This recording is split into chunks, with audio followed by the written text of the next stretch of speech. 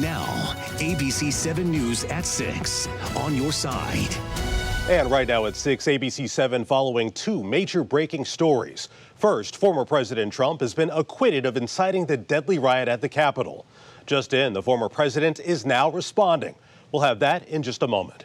But first, an ice storm warning right now across Metro D.C. 7's on your side tracking the conditions, sleet and rain covering the roads, and temperatures staying below freezing, meaning things could get very dangerous out there. And power outages tonight are another big concern. These down power lines in Northwest D.C., thankfully no homes were damaged and no one was hurt. Dominion Energy also responding to outages today. This video in from Fredericksburg as crews work to restore power there. There are also downed trees in Halifax County. VDOT has been treating roads with salt and sand, and they also have crews out specifically looking for trees weighed down by the ice. And this video from our Sinclair sister station showing the icy conditions in Anne Arundel County. Maryland officials are urging you to stay home tonight. Now 7's on your side with team coverage right now. ABC 7 crews are out tracking the roads and the conditions. And our team of meteorologists out monitoring the latest models for the hours ahead. All right, now let's get straight over to Chief Meteorologist Bill Kelly. Hey, Bill. Well, Carl, we have an ice storm warning now out for the district, and I want to show you why. We've seen sleet a lot through the day, and it looks like snow on the ground. That's just a bunch of ice pellets. But if you follow me on social media, you know that the other day I posted a snow stick because we were going to measure it. I'm going to focus this in. This today is not snow. This is ice, and I have a ½ an inch of accumulation here. That's on the upper end of the ice storm warning. So when we're talking about the graphics, let me show you where that ice storm warning is right now. It is up for the D.C. Metro. It's going to be up until 7 o'clock tomorrow morning. We also have a winter weather advisory that's posted for areas up to our north. That is until 7 o'clock tomorrow morning. The problem is all of the sleet that came down, that slush today that melted. And, you know, I actually went out and I could shovel it off my stairs. Now it has frozen solid, and that is what you just saw on that table there that I zoomed in on. The good news is we are starting to see some breaks, but all that pink on the map is where we are currently seeing that sleet/freezing rain falling. Not done yet. Want to get a look at the hour-by-hour forecast, and so you can plan on out. Let's send it over to meteorologist Alex Liggett. Alex.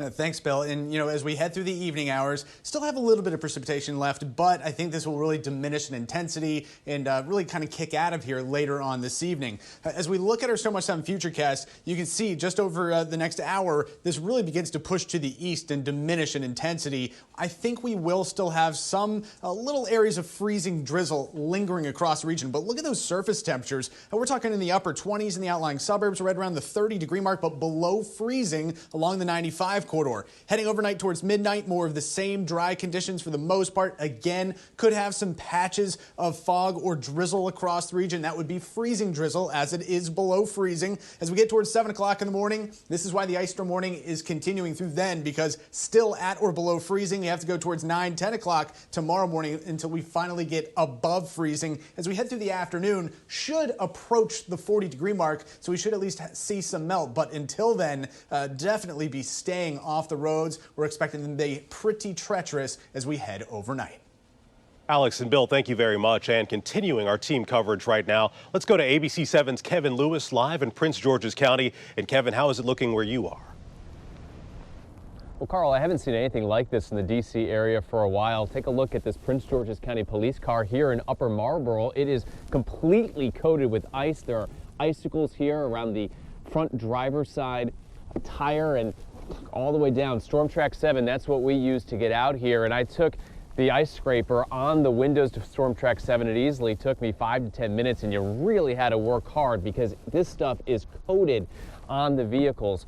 The airports in the D.C. area, all three are reporting cancellations and delays, but BWI is reporting by far the most, easily dozens upon dozens of cancellations at BWI. And Carl, I know earlier you mentioned that Anne Arundel County, we had video from our sister station in Baltimore showing the icy conditions up there. We're reaching out to the airports to get more information, but if you are traveling this afternoon and evening, definitely call the airlines ahead. We'll send it back to you, Carl. All right, Kevin, thank you very much, and we will check back in with you.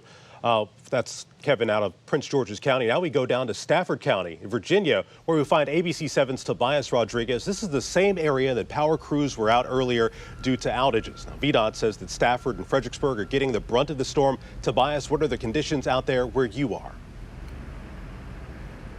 Carl, it is very cold out here. It's not raining too much. I did take I-95 here to this area and roads are wet, but I did see trucks out salting, and this is where they come and load up. You can see a long line of trucks getting ready to get their salt. Trucks going out to 95 get salt, and trucks heading out to other roads get salt and sand. Roads have been pre-treated as temperatures will drop and roads may freeze. VDOT says people should stay home and not drive. It keeps you safe and lets crews work. Dominion Energy is also dealing with ice problems. Thousands of people in Virginia have power outages. Remember, ice can bring down power lines and poles. If you see one, don't touch. They could be active. And remember not to drive, but safety officials say that if you do have to get out there on the roadway, to slow down your speed and keep a safe distance from other vehicles. Reporting live in Stafford, Tobias Rodriguez, ABC 7 News. Tobias, thank you very much. A lot of good pictures coming into the newsroom right now, and we know from your pictures that you're seeing icicles and sleet all over. Continue to send us your shots of this winter storm. Just go to WJLA.com and click on Chime In. While you're there, you can get the latest information on road conditions and read about what you can do right now to prepare for possible power outages tonight. And now to breaking news. The Senate has voted to acquit former President Trump in his second impeachment trial for inciting the deadly Capitol riot of January 6th. Tonight, the president saying that he welcomes the acquittal and that his movement has, quote, only just begun. Sinclair national correspondent James Rosen is following the story for us tonight. The yeas are 57. The nays are 43. Its outcome never in doubt. The second impeachment trial of Donald Trump ended Saturday afternoon with an acquittal verdict by a vote of 57 to 43, including a record high defection of 7 senators from the former president's own party. There's no question, none, that President Trump is practically and morally responsible for provoking the events of the day. No question about it. The people who stormed this building believed they were acting on the wishes and instructions of their president. Republicans who voted to convict Mr. Trump of inciting the deadly Capitol riot of January 6 included Senators Burr, Cassidy, Collins, Murkowski, Romney, Sass, and Toomey. Mr. President, it's a point of inquiry on what we just voted on. Day 5 of the second impeachment trial of Donald Trump threw the Senate into confusion, with Democrats staging and winning a surprise vote on the day a verdict was widely expected to come down to call as a witness Republican Congresswoman Jamie Herrera Butler of Texas. Late Friday, the Congresswoman confirmed in a statement that House Minority Leader Kevin McCarthy had told her of his own talk with President Trump during the Capitol riot, in which the president purportedly told the top House Republican, "Well, Kevin, I guess these people are angrier about the election than you are." We would be prepared to proceed by Zoom deposition of an hour or less. If you vote for witnesses, do not handcuff me by limiting the number of witnesses that I can have. 5 Republicans voted with the Democrats to authorize witness testimony. Trump ally Lindsey Graham of South Carolina pulled a surprise of his own. I'd like to change my vote to aye. On Twitter, Senator Graham urged multiple witnesses be called. We can start with Speaker Pelosi, he said, to answer the question as to whether or not there was credible evidence of pre-planned violence before President Trump spoke. Then, as icy rain pelted the Capitol, still another surprise. A deal between lawyers for the former president, who agreed to admit Congresswoman Herrera Butler's evidence, and the Democrats, who agreed to proceed immediately to the session's original destination, closing arguments. Mr. Trump is still not out of legal jeopardy. He remains under investigation in 2 separate jurisdictions. One, Georgia, where prosecutors are focused on his post-election phone call to a state elections official, and in Manhattan, where prosecutors have reportedly placed the financial documents of the former president under subpoena. Reporting from Chesapeake Bay, Maryland, James Rosen. And coming up on ABC 7 News at 6, a D.C. nonprofit using Valentine's Day to celebrate the strength and resilience of one group of women. The special surprise for these previously homeless women, giving them new hope. And 7's on your side, continuing to monitor the road conditions across the DMV. You can see things are moving along right now on I-95. We'll check back in and get a live report from Storm Track 7 in just a few minutes. Stay with us.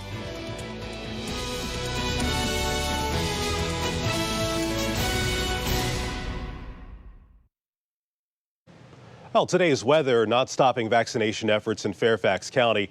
The health department tweeting these pictures, thanking the hard work of the people putting down salt and sand to keep people safe at the vaccine clinic.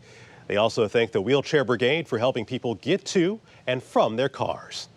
Well, the mass vaccination site at Six Flags did close early due to this weather. Any affected appointments will be automatically rescheduled for March 2nd for the same time. Now, 7 on your side has learned that the Maryland National Guard has vaccinated more than 25,000 people since early January. Soldiers and airmen are working as mobile vaccination support teams, helping health departments all over the state, including in Prince George's County. Across the state, more than 850,000 doses have been administered. And covering D.C. now, the Dr. Martin Luther King Jr. Memorial Foundation celebrating its 10th anniversary of the memorial with a Day of Love today. The group partnering with Amazon to distribute food and personal care boxes to D.C. area families in need. Dr. King talked about everybody could be great because anybody can serve. This is a part of service, and giving back to those who are hurting this time of need just means a lot to me and a lot to everybody who's involved. And the group plans to host more community events throughout the year to celebrate 10 years of Dr. King's memorial. And the ice storm warning continues through 7 o'clock tomorrow morning for the majority of the D.C. area. But I'll tell you, we have 3 additional chances for a wintry mix this week. I'll time it out for you coming up.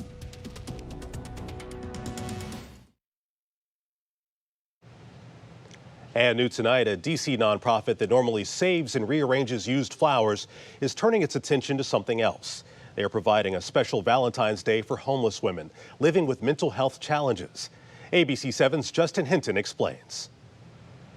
Nonprofit PedalShare is embarking on a new campaign, Prism of Possibilities, designed to benefit the women of Hyacinth's Place, a 15-unit affordable housing program that offers comprehensive therapeutic and social reintegration services. What we wanted to do this year for Valentine's Day is make them feel extra special, make them feel loved, let them know that they haven't been forgotten. And it's not just flowers and candy. Another partner, Project Give Back, donated a Chromebook. So now they have technology which is going to help them continue with their telehealth services and receive the services that they would normally be able to go out to get. Essential supplies the women will need as well. When I heard that Heather was willing to fulfill our wishes, we were just elated. Myself, the staff, the ladies. All of these women tasked with even more work because of generous donations that have come in from across the country. California, Massachusetts, New York, and right here in the DMV. Reston, Virginia comes to mind because there's a woman there that just galvanized all of her community members and neighbors, and they just came through like crazy. It's just phenomenal. And it's not just the ladies giving back. The men are doing their part as well. PedalShare partnering with All City Art Supply for custom-made gift boxes. A labor of love to spread love this Valentine's Day. In Rockville, Justin Hinton, ABC 7 News. Great work there. And back now to our coverage of the winter storm. Let's check in right now with ABC 7's Kevin Lewis out in Storm Track right now. And Kevin, how are the roads where you are? Well, Carl, we just spoke with you about 15 minutes ago. We hopped in Storm Track and are in Upper Marlboro, Prince George's County. The roads are not that bad. Wet, but they've definitely pre-treated the roads, as you can see. Light just turned green at this intersection. The ice is certainly coating the hood of Storm Track 7, but as I said, it looks almost like the roads, typical rainstorm. Obviously, the threat of black ice is something to keep in mind, so if you are heading out, just drive slow. That's the best thing you can do, or stay home. Carl, will send it back to you. Even better advice. Kevin, thank you very much. And we continue our team coverage with the weather department right now. Bill and Alex standing by, watching the storm closely tonight. Let's start off with our chief meteorologist, Bill Kelly. Carl, I got to give credit to all of you road crew folks out there. You have done a magnificent job today. Everything that we've seen, the roads have been remarkable. Everything else has not. I want to use this as an example. This is my trash can I had out earlier. And what you're seeing here, this glaze, that is the freezing rain. On top of this, this is the sleet that came down earlier, and it was like slush. Well, now that has frozen, and if I break this up, this is about a ½ an inch thick. That is just solid ice right there. And anywhere that's not treated, like my driveway that is not treated and has not been driven on, it is absolutely a disaster. Temperatures outside right now. We are sitting into the 30s around the area. Right now, it is specifically at 30 degrees in D.C. Got 28 in Leesburg, 28 in Upper Marlboro, 28 Frederick. Our temperatures are not moving tonight, so that is why anything that melted today is going to completely freeze over, and a lot of that sleet really did accumulate. Again, ½ an inch, I measured it. Ice storm warning in effect until 7 o'clock tomorrow morning for that reason primarily. Winter weather advisory up to the north. We are still dealing with returns on the radar, but notice that it is significantly light and significantly less than it was a few hours ago. We were telling you all along our heaviest time period going to be between noon and 6, and that's what we saw. It is not over yet, so I want you to still take that caution out there. With more on that, your hour-by-hour forecast and planning beyond this event, we'll send it on inside to Alex.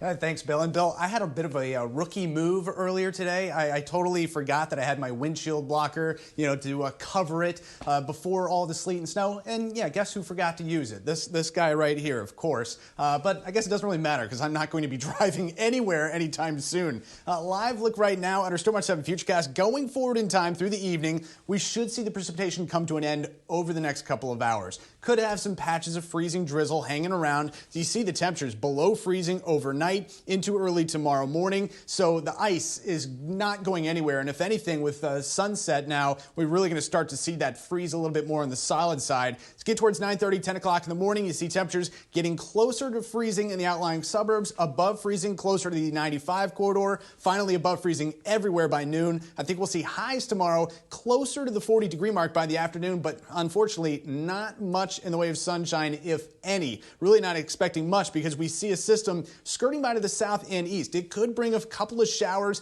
mainly to southern Maryland, the northern neck as we get towards 7 o'clock tomorrow evening. You go towards Monday morning, another weak disturbance rolls through the area. This could bring the chance for some light wintry mix north and west of I-95. We'll keep a close eye on that. That could have an impact on the morning commute. And an additional system that is anticipated to roll into the region as we get towards Monday night and Tuesday morning. We are on weather alert into Tuesday morning for this. You can see this one paints a little bit of a warmer picture as that area of low pressure moves directly overhead. But with that strong area of high pressure to the north, and we do have that just Arctic air mass to our north, we could have some low-level cold air. That could create wintry mix. Our next chance for sunshine, yes, I say chance for sunshine now because we haven't even seen the sun. It should be on Wednesday, temperatures in the 30s. Another possibility for a wintry mix again to round out the work week, Thursday into Friday. That was a check with weather. Now sports with Olivia Garvey.